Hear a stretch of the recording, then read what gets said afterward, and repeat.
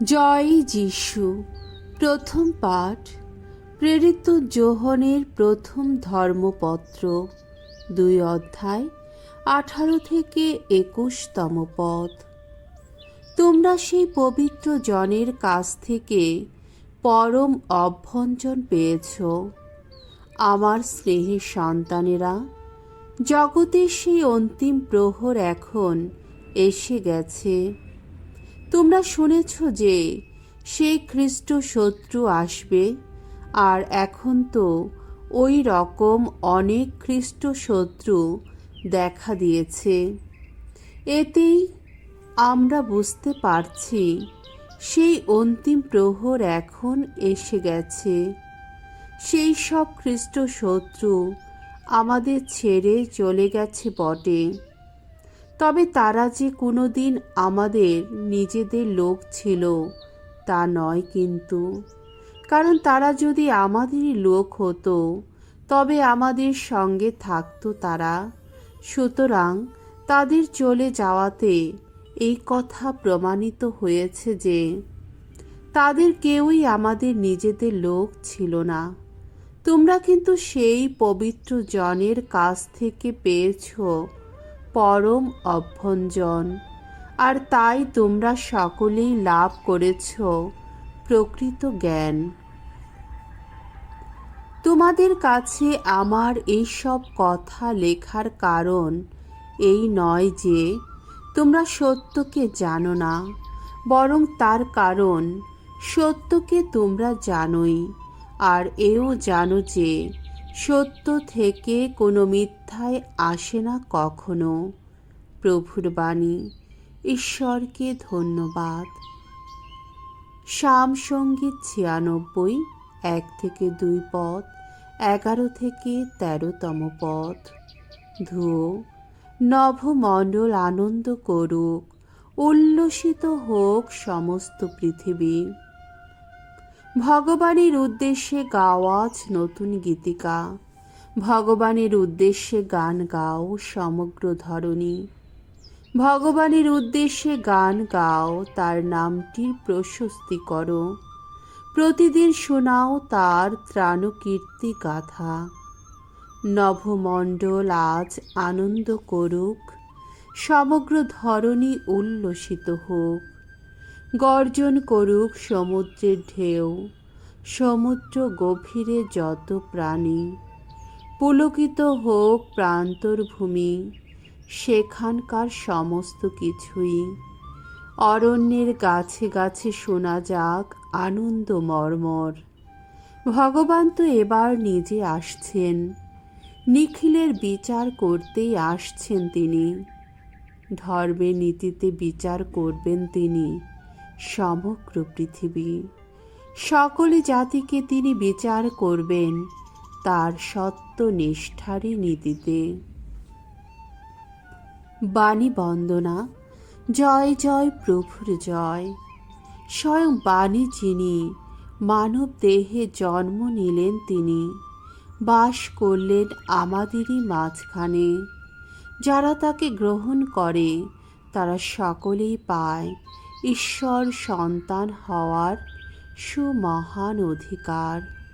জয় জয় প্রভুর জয়। মঙ্গল সমাচার।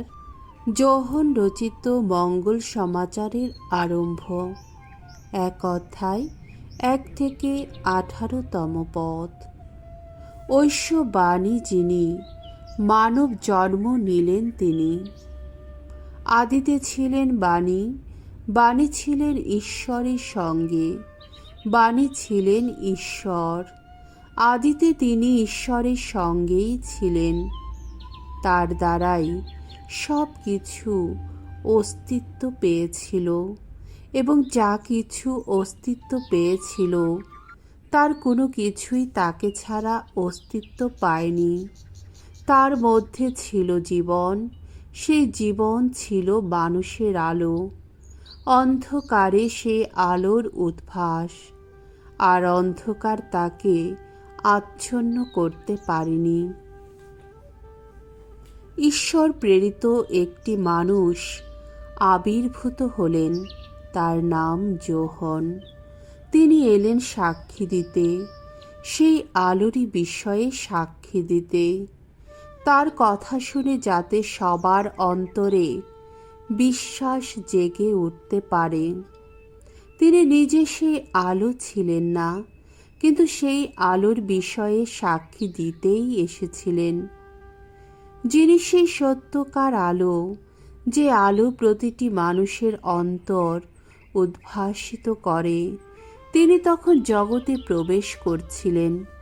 জগতের মধ্যেই ছিলেন তিনি, আর যদিও জগৎ তার দ্বারাই অস্তিত্ব পেয়েছিল, তবু জগৎ তাকে চিনল না।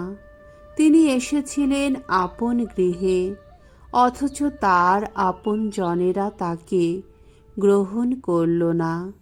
কিন্তু যারা তাকে গ্রহণ করল, তার প্রতি যারা বিশ্বাসী হয়ে উঠল, তাদের সবাইকে তিনি দিলেন ঈশ্বর সন্তান হওয়ার অধিকার।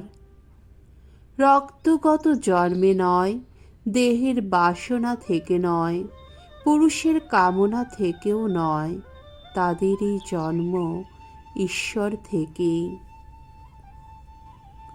বাণী একদিন হলেন রক্ত মাংসের মানুষ, বাস করতে লাগলেন আমাদেরই মাঝখানে, আর আমরা তার মহিমা প্রত্যক্ষ করলাম।